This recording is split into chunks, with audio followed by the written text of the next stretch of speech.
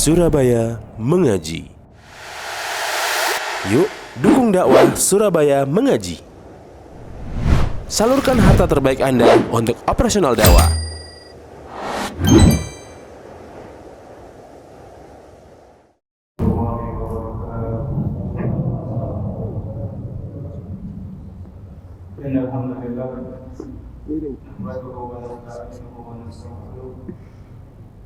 ونعوذ بالله من شرور أنفسنا ومن سيئات أعمالنا من يهده الله فلا مضل له ومن يضلل فلا هادي له أشهد أن لا إله إلا الله وحده لا شريك له وأشهد أن محمدا عبده ورسوله يا أيها الذين آمنوا اتقوا الله حق تقاته ولا تموتن إلا وأنتم مسلمون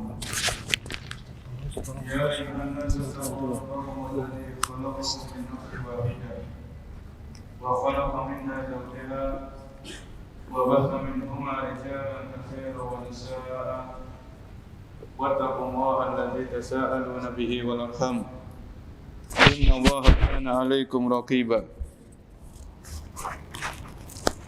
يا أيها الذين آمنوا اتقوا الله وقولوا قولا سديدا فوزا عظيما أما بعد فإن أصدق الحديث كتاب الله وخير الهدى هدى النبي صلى الله عليه وسلم وشر الأمور محدثاتها وكل محدثة بدعة وكل بدعة ضلالة وكل ضلالة في النار. Para hadirin kaum muslimin dan muslimah yang dimuliakan Allah Subhanahu wa taala. Alhamdulillah pada sore hari ini yaitu tanggal 25 Rajab 1444 Hijriah, kita masih diberikan taufik dan pertolongan oleh Allah Subhanahu wa taala untuk melaksanakan ibadah salat berjamaah dan dilanjutkan dengan menuntut ilmu syar'i dengan harapan semoga amal ibadah yang kita lakukan diterima oleh Allah Subhanahu wa taala. Para jamaah yang Allah muliakan, pembahasan kita pada sore hari ini masih melanjutkan pembahasan dari matan Abi Syuja' dalam fikih Syafi'i rahimahullahu ta'ala, yaitu temanya tentang mustahabbatus siyam, yang disunahkan, yaitu hal-hal yang dianjurkan bagi orang yang berpuasa, maka insyaAllah pahala yang kita dapatkan itu semakin banyak di sisi Allah Subhanahu wa ta'ala. Di sini beliau menjelaskan, qala al-musannifu rahimahullahu ta'ala, berkata penulis, semoga Allah merahmati beliau, wa yustahabbu fis shaumi salasatu asya'a, dan dianjurkan di dalam ibadah puasa itu 3 hal. Jadi kalau dalam buku ini hanya 3 yang dianjurkan bagi orang-orang yang sedang atau yang berpuasa atau yang hendak puasa.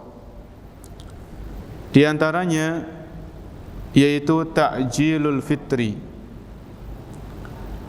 yaitu menyegerakan untuk berbuka, bersegera untuk berbuka puasa apabila telah masuk waktu maghrib atau telah terbenam matahari.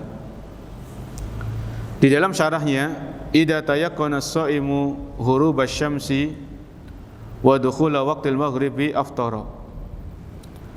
Apabila seorang berpuasa itu sudah yakin matahari itu sudah terbenam dan waktu maghrib itu sudah tiba, maka hendaklah dia segera berbuka. Wala yantadiru ila nihayatil adzan aw syahada. Dan tidak perlu seseorang itu menunggu azan itu selesai, ya. Jadi enggak perlu menunggu azan selesai baru kita makan atau baru kita minum. Ketika azan itu berkumandang atau kalau kita pakai jam itu sudah berbunyi, maka sudah kita menyegerakan diri untuk berbuka, ya. Fa inna ta'jilal fitri barakah, karena dengan menyegerakan berbuka ini kita akan mendapatkan pahala, dan keberkahan dari Allah Subhanahu wa taala. Disebutkan dalam sebuah hadis riwayat Bukhari dan Muslim, Rasulullah sallallahu alaihi wasallam bersabda, "La yazalun nasu bi khairin ma ajjalul fitra." Senantiasa seseorang itu berada dalam kebaikan apabila mereka menyegerakan untuk berbuka. Ya, hadis riwayat Bukhari dan Muslim. Senantiasa manusia itu akan berada dalam kebaikan selama mereka menyegerakan untuk berbuka puasa, baik itu puasa Ramadan ataupun puasa sunnah. Hadis ini berlaku umum, ya. Jadi Nabi menyebutkan ciri-ciri orang itu berada dalam kebaikan adalah ketika dia menyegerakan diri untuk berbuka, enggak menunda-nunda. Misalnya kita lagi di jalan, baik itu pakai motor atau pakai mobil, kalau kita sudah mendengarkan azan maka kita berhenti sejenak. Kalau naik motor kan berhenti sebentar, minum satu teguk, sudah, untuk sekedar membatalkan puasa. Sekaligus ya berbuka, ya niatnya kita berbuka puasa. Kemudian di dalam hadis yang lain, bagaimana seseorang itu berbuka, dengan apa seseorang itu berbuka, sesuatu apa yang afdol, yang utama untuk berbuka puasa. Disebutkan dalam sebuah hadis riwayat Ahmad, Abu Dawud dan Tirmizi, kana Nabiyyu sallallahu alaihi wasallam yuftiru qabla an yusalli ala rutabatin.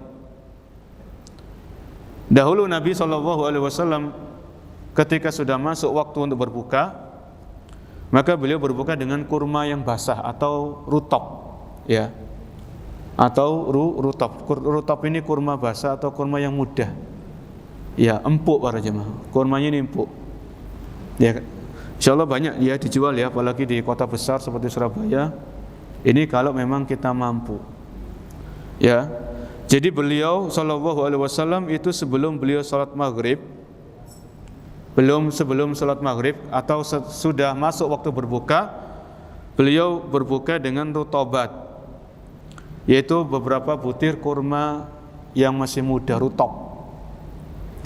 Fa illam takun rutabatin fatamaratun. Kalau beliau lagi enggak punya stok kurma muda atau rutab, maka beliau berbuka dengan kurma ya, kurma kering, pokoknya kurma lah. Ya. Pokoknya kurma. Kurma kan macam-macam, ada kurma ajwa, ada sukari. Ya, banyak jenis-jenis kurma. Ini kalau tidak ada rutab. Kemudian fa illam takun tamaratun hasawatin min ma'in. Kalau beliau rutab itu enggak ada, kurma lagi kosong, maka beliau berbuka dengan beberapa teguk air. Ya. Hasawatin min ma'in.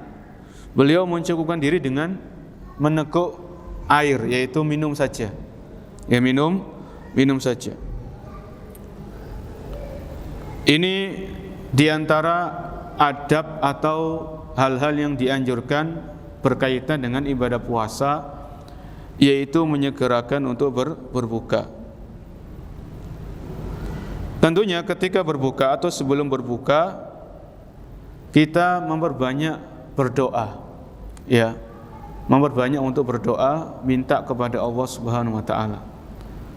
Karena di antara orang-orang yang dikabulkan doanya oleh Allah Subhanahu wa taala adalah orang-orang yang berpuasa sampai dia berbuka.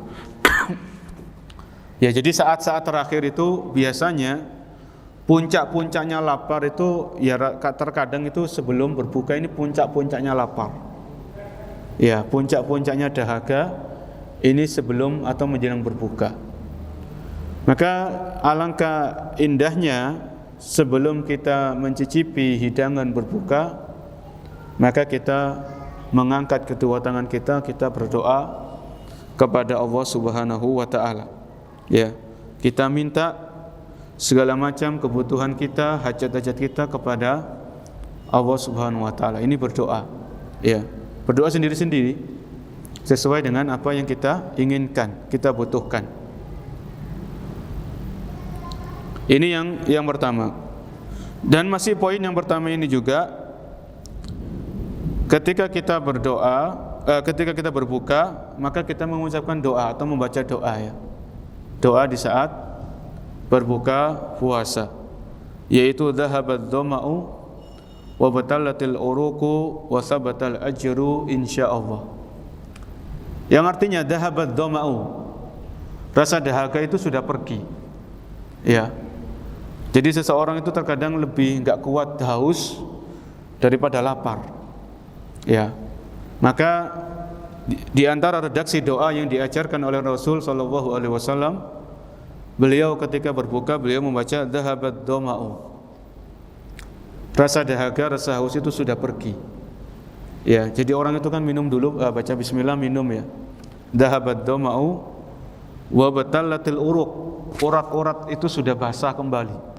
Basah dengan air ya.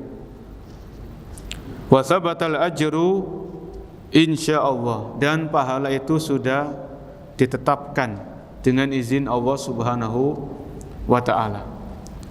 Ya, ini termasuk adab ketika berbuka, kita menyegerakan untuk berbuka dengan rutop atau tamar, kurma, atau sekedar hanya meneguk air ya, untuk menyegerakan berbuka dan kita mendapatkan pahala dari Allah Subhanahu wa taala. Dan tidak sepantasnya bagi seorang muslim dan muslimah dia mengakhirkan berbuka, menunda-nunda. Saya masih kuat kok. Saya masih kuat, saya enggak lemes. Tetap kalau ingin kita pahala lebih, segerakan diri untuk berbuka. Ini sesuai dengan petunjuk dan tuntunan Rasulullah sallallahu alaihi wasallam. Berkaitan dengan berbuka, ya tentunya kita tahu sendiri ketika berbuka itu kan bukan ajang untuk balas dendam para jemaah. Ya, bukan ajang untuk balas dendam. Ketika azan berkumandang langsung makan satu piring gitu ya. Akhirnya salat maghribnya enggak berjamaah. Ya, salat maghrib wis aras-arasan, mabot. Ya, karena salah strategi dalam hal ini. Oleh karena itu dalam masyarakat kita kan ada istilah takjil. Takjil itu untuk menyegerakan. Yang namanya menyegerakan kan apa adanya. Ya, apalagi biasanya kan iqamah maghrib itu enggak lama, antara azan maghrib sampai iqamah itu biasanya enggak lama. Ya. Jadi makan berbuka secukupnya, segera ambil air wudu, datang ke masjid salat berjamaah. Ya. Apalagi kita bisa soft yang di depan, ini pahalanya semakin banyak ya dari Allah Subhanahu wa taala. Dan tentunya kalau kita berbuka ya sama seperti salat-salat yang lainnya ya. Perhatikan masalah bau mulut ya, karena setelah berbuka mungkin ada bau yang enggak sedap, maka ini kita perhatikan. Ini yang pertama. Kemudian disebutkan oleh Al-Imam Abu Syuja yang kedua, di antara sunnah-sunnah atau hal-hal yang dianjurkan berkaitan dengan ibadah puasa itu sendiri, wa ta'khirus sahur, yaitu mengakhirkan sahur. Mengakhirkan sahur. Ini termasuk yang dianjurkan. As-suhur wa huwa al-aklu fi akhiril laili.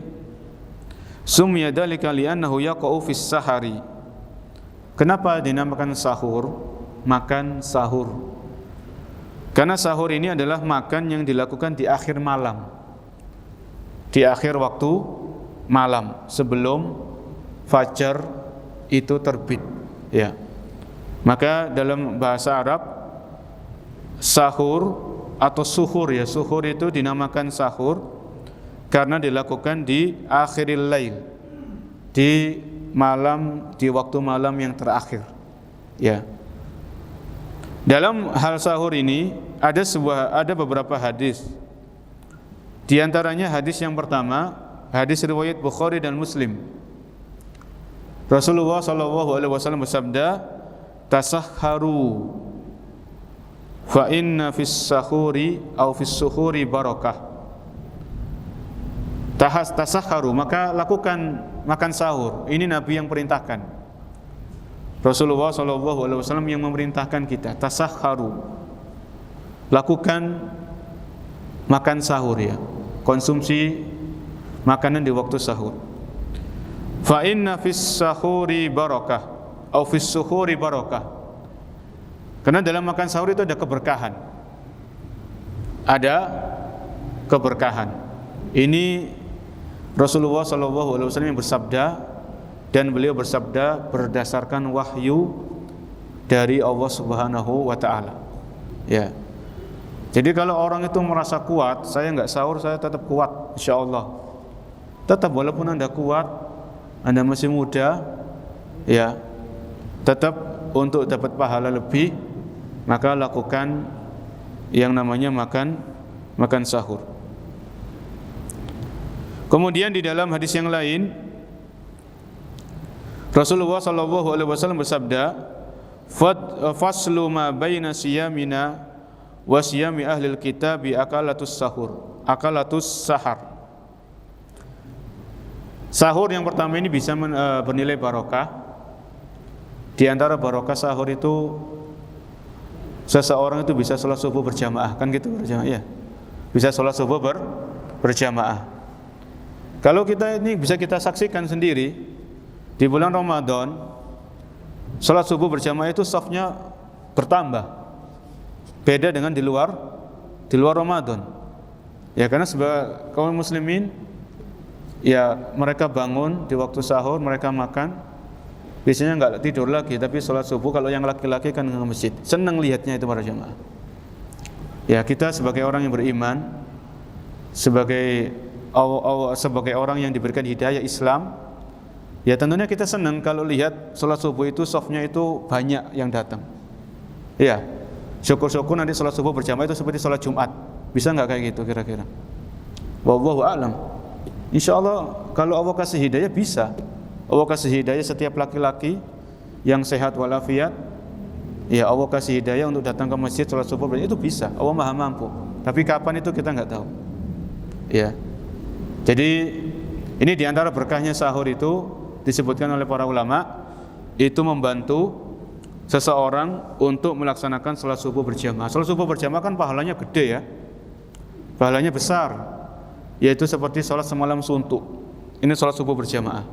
Kalau sholat isya berjamaah, itu pahalanya seperti sholat separuh malam, sholat sunnah ya. Kita dihitung sholat sunnah setengah malam. Tapi yang subuh berjamaah itu dihitung pahala seperti sholat malam semalam full, nggak ada istirahatnya, nggak ada jedahnya, nggak ada tidurnya. Ya, maka masa pahala yang gede kayak gini kita sia-siakan. Apalagi di Ramadan, pahala dilipat gandakan lagi sama Allah Subhanahu wa taala. Kemudian dalam hadis yang lain Nabi bersabda, faslu ma baina siyamina wa siyami ahlil kitabi akalatus sahar. Perbedaan puasa kita dengan puasa ahli kitab itu adalah makan sahur. Ya. Jadi ahli kitab itu mereka juga ada ibadah puasa. Allah wajibkan puasa kepada kita sebagaimana Allah wajibkan puasa kepada umat-umat sebelum kita. Maka ciri khas pembeda puasanya umat Islam dengan umat-umat sebelumnya itu adalah makan sahur. Itu adalah makan sahur. Kemudian dalam hadis yang lain, fa innallaha wa malaikatahu yusholluna 'alal mutasakhirin. Sesungguhnya Allah dan malaikat-malaikatnya bersolawat kepada orang-orang yang makan sahur, didoakan. Jadi banyak ya keutamaan-keutamaan atau pahala-pahala yang dijanjikan bagi orang-orang yang mau bangun untuk mengkonsumsi makan sahur. Walaupun sepotong roti, satu botol air mineral, yang penting sahur. Ya. Dan hikmahnya tentunya sahur ini disyariatkan untuk membantu seseorang supaya mungkin enggak lemes, ya, enggak gampang lapar, enggak gampang haus karena dia sudah menyiapkan diri di akhir malam. Sebelum masuk waktu subuh, dia sudah berbekal, ya. makan dan minum secukupnya untuk menjalani ibadah puasa di hari tersebut, ya di hari tersebut. Dan berkahnya sahur ini insyaallah kita juga bisa dapatkan kalau kita itu sholat malam. Jadi ketika seseorang ya di bulan Ramadan dia bangun katakanlah jam 3, subuhnya itu jam 4:04, masa jam 3 langsung sahur? Selapar itukah diri kita kan gitu ya? Kan enggak ya? Jadi jam 3 jangan langsung sahur, ini tergesa-gesa namanya, terlalu dini. Maka jam 3 bangun, sholat dulu sholat. Kalau tadi sorenya kita sudah sholat bersama imam, tarawih dan witir, sholat lagi enggak apa-apa. 2 rakaat salam, 2 rakaat salam, tapi enggak usah witir lagi. Enggak usah witir, witirnya enggak usah diulang lagi. 2 rakaat salam sambil nunggu sopnya itu diangetin kan gitu ya, sotonya diangetin dan sebagainya. Atau baca Al-Quran, ya baca Al-Quran atau istighfar, wal mustaghfirina bil ashar wa bil ashari hum yastaghfirun. Di waktu sahur mereka ini istighfar, perbanyak istighfar, astaghfirullah wa atubu ilaih. Atau baca sayyidul istighfar, Allahumma anta rabbi la ilaha illa anta khalaqtani wa ana abduka, dan seterusnya ya. Dan juga perbanyak doa. Kan masih di waktu malam kan, masih masuk sepertiga malam terakhir, maka perbanyak doa. Ya. Ini bisa dilakukan di waktu sahur. Kemudian setelah itu semuanya ya sholat, ya ngaji, tadarus, baca banyak-banyak istighfar, banyak-banyak doa, baru setelah itu kita makan sahur, ya, makan sahur. Ini berkaitan dengan sunnah yang kedua, atau disebutkan oleh Al-Imam As-Suja di antara sunnah-sunnah puasa yang kedua adalah wa ta'khiru as-sahur, mengakhirkan sahur. Yang berikutnya adalah yang ketiga yang disebutkan dalam buku ini,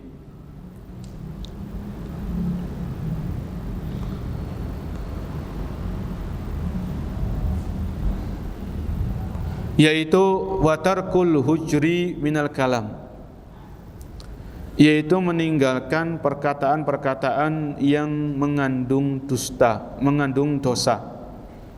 Ya. Watarkul hujri minal kalam, meninggalkan perkataan-perkataan atau perbuatan yang sia-sia, yang enggak ada gunanya, bahkan jelas-jelas dosa. Ya. Contohnya perkataan-perkataan yang sia-sia atau bahkan itu jelas-jelas dosa adalah al-ghibah, yaitu ngerasani atau menggunjing. Ya.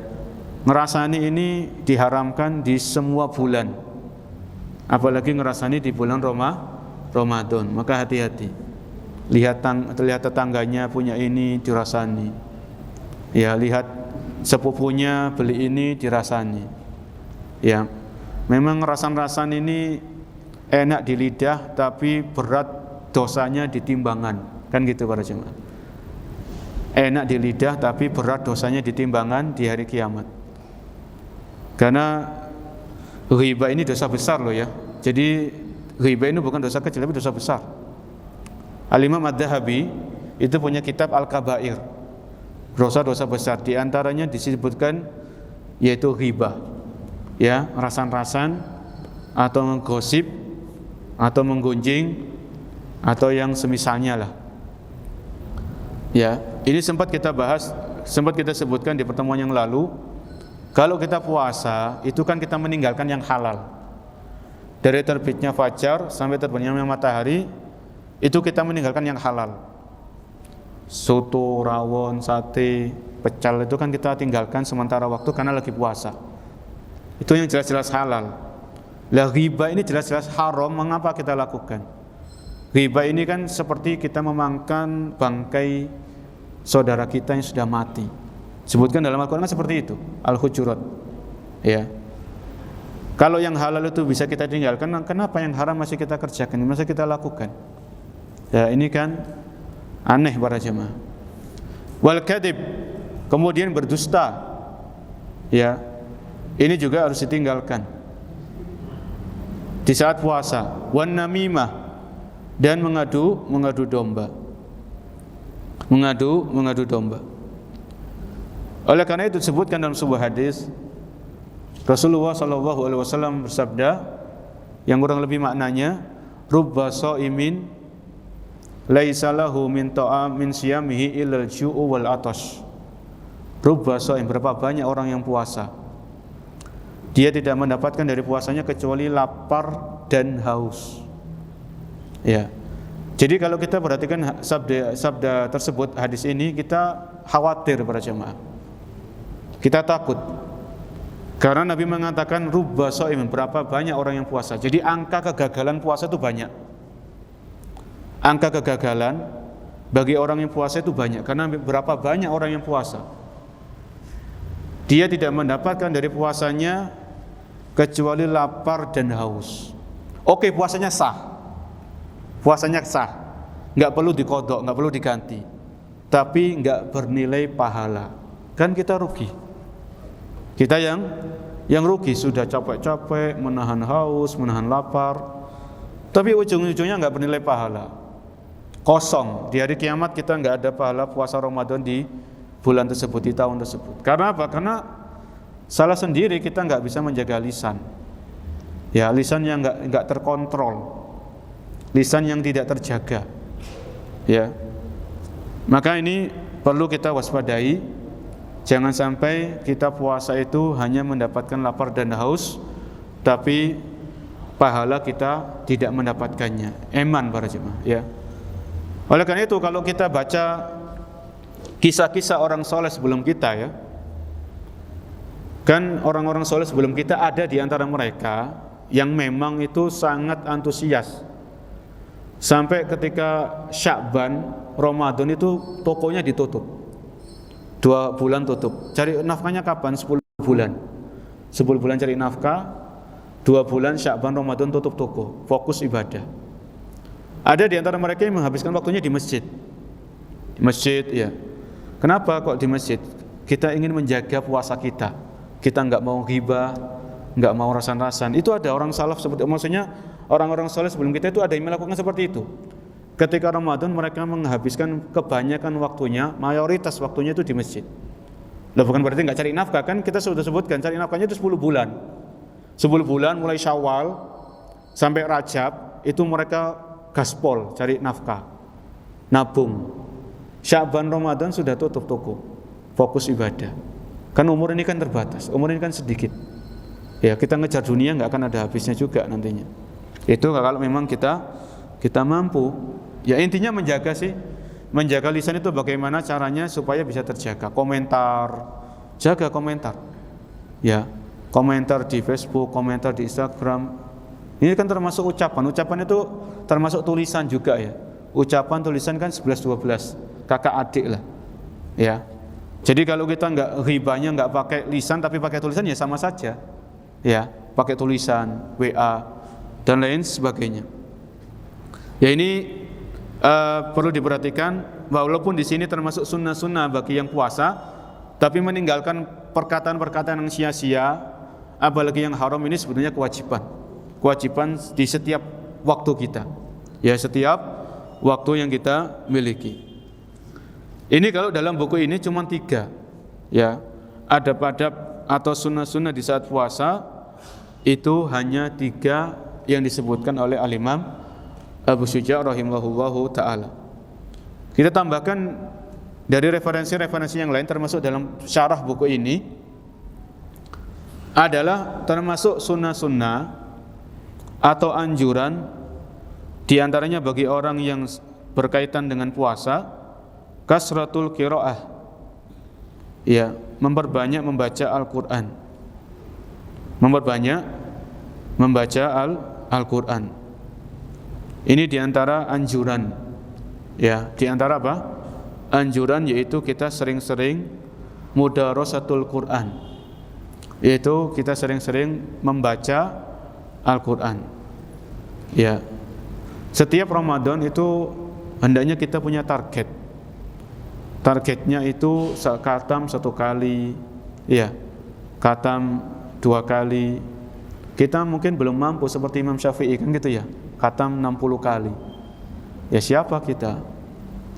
Maka kita belum mampu seperti itu. Tapi minimal itu ada keinginan para jemaah, ada keinginan, ada semangat untuk bisa menghatamkan Al-Quran. Menghatamkan ini maksud kami itu adalah baca sendiri ya, bukan misalnya beberapa orang itu berkumpul, ada 5 orang gantian bacanya. Ini hatam sih hatam, tapi hatamnya bareng-bareng, satu baca satu dengarkan, gantian. Ini hatam tapi hatamnya bareng-bareng. Kalau hatam di orang-orang soleh sebelum kita itu hatam sendiri-sendiri, saya sendiri mulai Al-Fatihah sampai An-Nas, selesai. Ya selesai. Ini hatam yang saya maksudkan di sini ya, hatam sendiri-sendiri. Dan kita sudah banyak yang tahu Al-Quran ini diturunkan oleh Allah di bulan Ramadan. Ya, maka perhatian terhadap Al-Quran ini kita lebihkan lagi di bulan suci Ramadan. Ya, setiap hari kita baca Al-Quran, setiap hari kita ngaji. Di luar Ramadan kita ngaji, kita tadarus, apalagi di dalam Ramadan. Orang-orang soleh sebelum kita itu sampai mereka itu meliburkan kajian hadis, kajian fikih, kajian sirah, itu libur. Fokus belajar Al-Quran atau fokus ngajarkan Al-Quran, ngajar tajwidnya, ngajar tafsirnya, tadabburnya. Itu di bulan Ramadan seperti itu. Ada ulama-ulama dulu itu kajian-kajian selain Al-Quran itu diliburkan dulu sementara waktu 1 bulan. Kajian fikih, kajian hadis, kajian sirah, kajian ini dan itu, yang difokuskan hanya Al-Quran. Mulai dari tajwid, tadabbur, tafsir, atau yang berkaitan dengan Al-Quran. Ya ini kita usahakan ya. Kita usahakan ada waktu untuk, semakin ada waktu untuk baca Al-Quran. Kan biasanya makan siang, ini kan gak ada makan siang, ngaji dulu, habis sholat duhur ngaji, kemudian rebahan gitu ya, esehan, selonjoran, itu gak masalah. Kemudian masuk kantor lagi, masuk kerja lagi jam 1 atau setengah 1 yang misalnya ya. Apalagi di zaman kita Allah mudahkan para jamaah, di HP itu ada aplikasi Al-Quran, di HP itu ada aplikasi Al-Quran, itu bisa sambil baca ya. Atau ada Al-Quran saku, Al-Quran yang kecil. Kalau yang masih muda kan matanya masih sehat walafiat, masa nggak bisa beli Al-Quran yang saku, itu kan bisa bawa ya. Semakin banyak pahala yang kita dapatkan kalau kita rajin-rajin membaca Al-Quran, terutama di bulan Ramadan. Waktu sahur bisa baca Al-Quran, habis subuh sampai matahari terbit, nunggu tambah 15 menit lagi, baca Al-Quran lagi bisa ya. Asalkan kita mau atau enggak, itu aja sih sebetulnya. Dan itu semuanya sebetulnya perlu pemanasan. Mulai dari sekarang, kan sekarang sudah 25 Rajab ya, atau 26 Rajab. Kurang lebih kan 35 hari atau kurang lebih sudah masuk Ramadan insyaallah ta'ala. Mulai dari sekarang ngajinya dirutinkan ya. Kemudian baru nanti masuk 1 Ramadan kita sudah siap dengan bacaan Al-Quran. Kemudian sempat kemarin saya hari Sabtu itu ada kajian, ibu-ibu itu saya sampaikan, karena ibu-ibu ya, Ramadan itu jadikan rumah itu suasananya ibadah ya. Jadi sebelum Ramadan itu nggak ada masalah bersih-bersih rumah ya, barang-barang yang nggak berguna itu keluarkan, jual atau kasihkan kepada yang membutuhkan. Pokoknya gimana rumah itu senyaman mungkin, bersih, wangi, nyaman. Walaupun itu ngekos, walaupun itu rumah kontrakan, tapi Ramadan ini harus beda ya. Suasana ibadah itu harus kental. Sama-sama seluruh anggota keluarga saling tolong menolong, saling mengingatkan untuk meningkatkan ibadah di bulan suci Ramadan. Ya itu perlu seperti itu, ada persiapan. Ada persiapan. Ini yang keempat ya, kalau dari referensi yang lain dalam syarahnya. Yang kelima, al-iktsaru min dzikrillah, memperbanyak zikir. Memperbanyak zikir itu tentunya bukan hanya di bulan Ramadan tapi di luar Ramadan. Ya. Apalagi pas puasa kita sering-sering zikir. Kenapa? Kenapa sih orang itu kok masih rasan-rasan? Karena lisannya tidak disibukkan dengan kebaikan. Kalau lisan itu disibukkan dengan kebaikan, insya Allah nggak ada waktu untuk rasan-rasan, itu nggak ada. Sibukkan dengan zikir, dengan tilawah, ya, atau dengan amar ma'ruf nahi mungkar, dengan menasehati, terus seperti itu. Kalau lisan ini atau anggota tubuh kita ini disibukkan dengan kebaikan, dengan ketaatan, insya Allah sudah nggak ada waktu untuk berbuat maksiat, dosa itu nggak ada waktu. Ya, maka di antara para ulama sebutkan dalam buku ini juga, yaitu untuk memperbanyak zikir kepada Allah SWT, tasbih, tahmid, tahlil, takbir, istighfar, salawat kepada Nabi, bacalah haula wala quwata illa, zikir seperti itu banyak-banyakin. Yang berikutnya adalah al-iktsaru minas shadaqah, memperbanyak sedekah. Ya, ini termasuk anjuran berkaitan dengan ibadah atau momen-momen puasa Ramadan, yaitu al-iktsaru minas shadaqat, memperbanyak sedekah. Rasulullah SAW itu orang yang dermawan. Beliau menambah intensitas kedermawanan beliau ketika masuk Ramadan, semakin dermawan lagi. Ya, ini suri tauladan kita sallallahu alaihi wasallam. Al-iktsaru minas shadaqat, perbanyak sedekah. Ya. Dan masalah sedekah ini, lihat diri kita cukup, anak istri cukup, lihat orang tua dulu, orang tua cukup, kemudian lihat kerabat, bibi, paman, sepupu, adik, kakak. Jangan-jangan mereka ada yang kekurangan, kan gitu. Sebelum kita bantu orang, maksudnya bantu orang ini yang nggak ada hubungan darah sama kita, lihat dulu orang-orang yang punya hubungan darah, orang-orang terdekat kita, kerabat, family, bantu mereka. Ya, ada di antara para ulama boleh menyegerakan zakat mal sebelum Ramadan. Ya, menyegerakan zakat mal sebelum Ramadan, sebelum haulnya. Itu supaya membantu orang-orang itu untuk puasa Ramadan. Ya. Kenapa kita disyariatkan memberikan makan ketika berbuka? Supaya orang-orang itu yang biasanya kerja berat, mereka terbantu. Saya sudah kerjanya saya kurangi, karena di sana banyak orang-orang yang memberikan buka puasa. Akhirnya dia bisa lebih fokus untuk ibadah, lebih fokus untuk beribadah kepada Allah Subhanahu wa Ta'ala. Kalau perlu juga ditarget, sebagaimana menghatamkan Al-Quran itu perlu target. Saya target satu hatam satu kali. Kalaupun meleset itu kan paling enggak dapat 15 juz kan gitu ya. Kalau meleset paling enggak 10 juz. Ya, kalau meleset ya 5 juz. Ya, kadang kan target itu perlu tinggi, tapi ya tetap yang realistis ya para jemaah, yang realistis. Sedekah juga sama.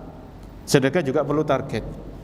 Saya Ramadan 1444 ini misalnya satu hari 10 bungkus. Ya, tiap hari kayak gitu, 10 bungkus saya ngasih makan kepada orang-orang yang sedang berbuka. Ya, itu punya target. Ini kalau nggak ada target ya Ramadan ya jalan kayak gitu aja, seperti kebiasaan di tahun-tahun yang lalu. Tapi karena sudah masuk waktu Isya, kita dengarkan azan dulu, kemudian kita tambahkan sedikit saja berkaitan dengan sunnah-sunnah di saat berkaitan dengan ibadah puasa. Wallahu a'lam bishawab.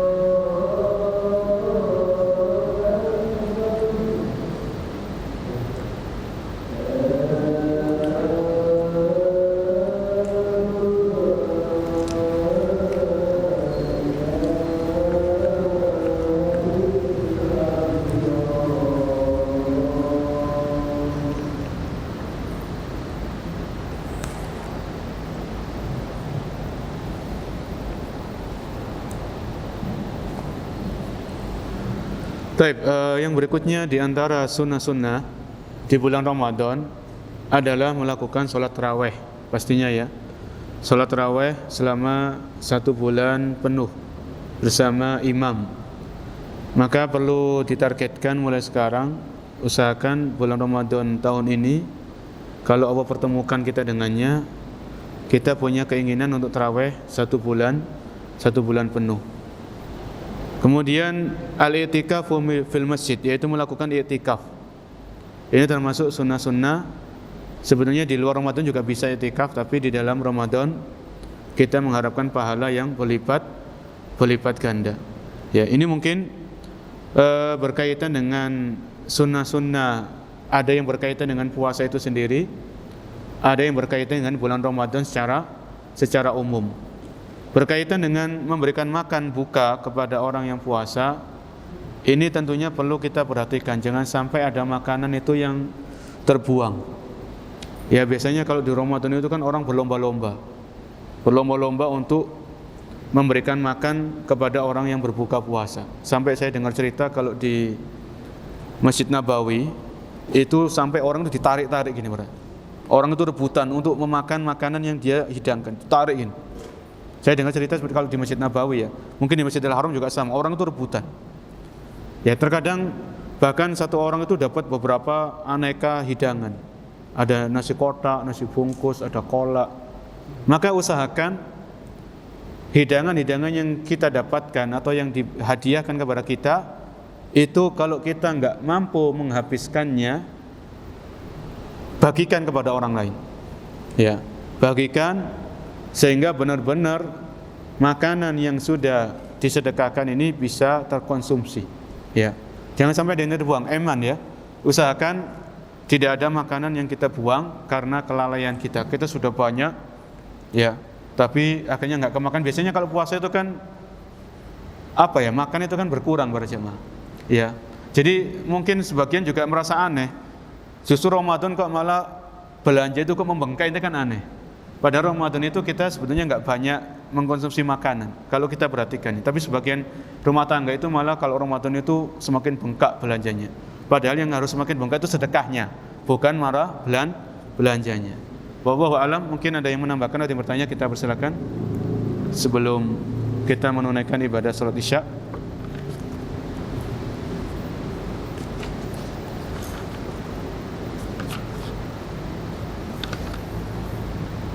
Baik, insyaallah tidak ada ya. Insyaallah sudah jelas. Semoga sunnah-sunnah yang kita bahas pada kesempatan malam hari ini bisa kita murojaah lagi, kita ingat-ingat lagi, dan bisa kita amalkan, khususnya ketika kita kedatangan tamu yang agung, yaitu bulan suci Ramadan 1444 Hijriah. Semoga Allah mempertemukan kita dengan bulan tersebut. Kurang lebihnya saya mohon maaf. Kita akhiri, subhanakallahumma wa bihamdika, asyhadu an la ilaha illa anta, astaghfiruka wa atubu ilaik. Assalamualaikum warahmatullahi wabarakatuh.